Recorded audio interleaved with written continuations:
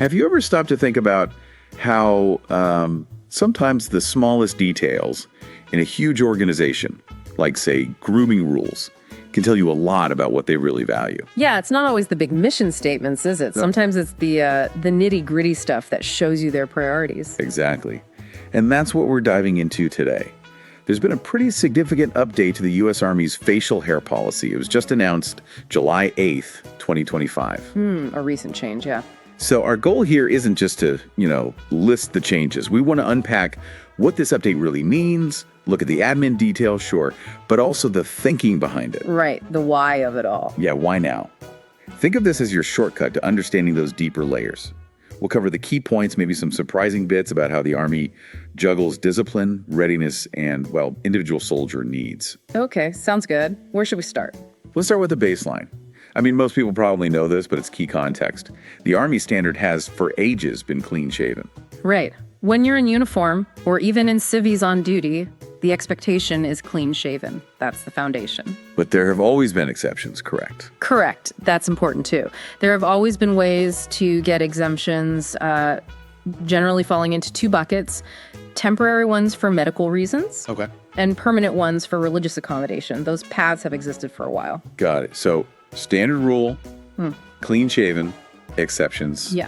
medical, and religious. Now, where does this new directive come in? This is where it gets interesting, right? Exactly. This new directive, it really zooms in on the medical exemptions, the non-religious ones, and it adds, new hurdles, new layers of oversight. Okay. So it's not changing the religious accommodation process. It doesn't seem like it, no. The focus is squarely on those temporary medical exemptions. So what are these new layers? What specifically changes for a soldier needing a medical exemption?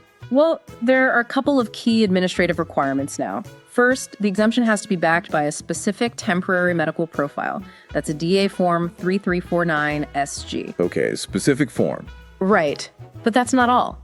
You also need what's called an exception to policy memo, an ETP. An ETP memo on top of the medical profile. Yes, and here's the kicker.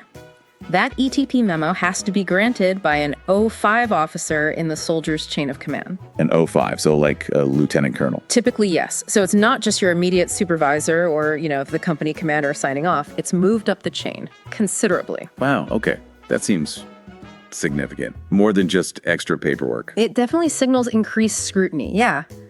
And the Army's been very clear.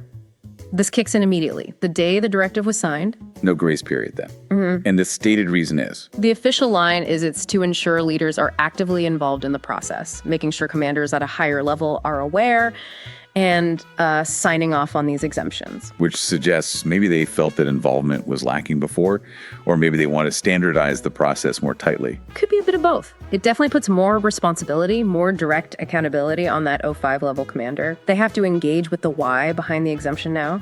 And what about the soldier? What do they practically need to do now? Good point. For any soldier with an exception, whether it's the medical one we're discussing or a religious one, they now need to keep presentable copies of their documents with them. So carry your profile and ETP or your religious accommodation papers? Exactly. When in uniform or on duty in civilian clothes, it's about having proof readily available for inspection, basically. Accountability on the ground. Okay, so we have these new admin steps, higher approval levels, carrying paperwork. Let's connect the dots. How does this all tie back to the Army's big picture goals? Discipline, readiness. How does regulating shaving waivers achieve that? That's the million-dollar question, isn't it? How does a grooming standard impact warfighting? Well, the Sergeant Major of the Army, Michael Weimer, addressed this pretty directly. Oh yeah, what did he say? He said, and this is a quote, "This update reinforces our culture that fosters discipline, and discipline equals readiness." Discipline equals readiness, Yeah. okay. It's that direct link. The idea is that attention to detail, adherence to standards, even in seemingly small things like grooming, translates to discipline in larger, more critical tasks. It reinforces uniformity, unit cohesion. And maybe even things like proper wear and function of equipment, like gas masks. Has that historically been part of the rationale? Absolutely. Proper seal on protective masks is often cited as a key functional reason for the clean-shaven standard, especially regarding readiness for chemical environments. Right. So SMA Weimer also mentioned something about implementation.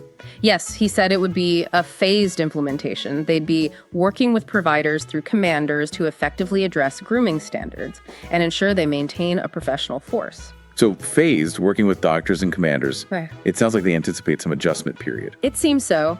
It's not just dropping a role, but managing the transition. But the core message is clear. Grooming standards are seen as fundamental to professionalism and readiness. Okay, let's drill down into one specific medical issue you mentioned. PFB, pseudo-folliculitis barbae. Razor bumps. The directive has specific guidance here. It does, yeah.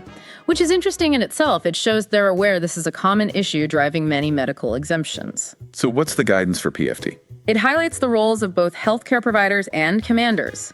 They're expected to work together to motivate and support soldiers with PFB. The goal is to help them manage the condition effectively so they can meet the grooming standard. Manage it. So not just grant an indefinite exemption. Exactly. It's about active management. The directive talks about providing education, treatment plans, and monitoring the soldier's progress. So support is built in, education, treatment. Yes, the Army seems committed to providing resources. Healthcare providers, commanders, leaders, they're all tasked with assisting soldiers. But what happens if, even with that support, a soldier can't comply? If the PFB is severe and shaving consistently isn't feasible within a reasonable time? Well, that's the other side of the coin. The directive does state that soldiers who cannot comply with the standards within that reasonable time frame, despite the support, may face administrative separation. So there's support, but ultimately the standard is paramount. That seems to be the bottom line. It's a balanced support and resources on one hand, but maintaining a uniform standard for readiness and discipline on the other. It really underscores how seriously they view this. Separation is a significant potential outcome. It absolutely is. It shows this isn't just a minor policy tweak in their eyes. So stepping back, looking at the whole picture, the stricter rules for medical waivers, the focus on leader involvement, the specific guidance on PFB, the link to discipline. What's the overall message here? I think the big message is a reaffirmation of discipline and uniformity as core components of readiness. It signals that the Army sees adherence to standards, even personal grooming standards, as non-negotiable elements of a professional, effective fighting force. And that every soldier with support is expected to meet that standard.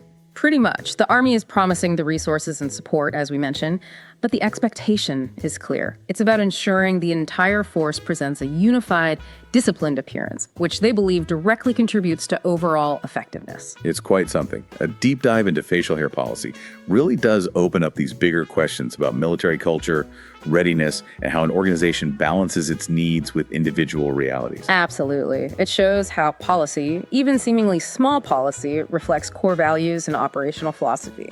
So as we wrap up, it's clear this update, while focused on grooming, touches on discipline, leadership accountability, medical support, and ultimately the Army's definition of readiness. Makes you think, doesn't it? Maybe for you listening, how do organizations you're involved in handle that tension, the balance between group standards and individual needs or circumstances? That's a great takeaway question. What do those rules, big or small, say about the core mission? It's definitely more complex than just whether or not someone shaves. It's this intricate mix of health, leadership, discipline, and what it takes to be operationally excellent in the Army's view.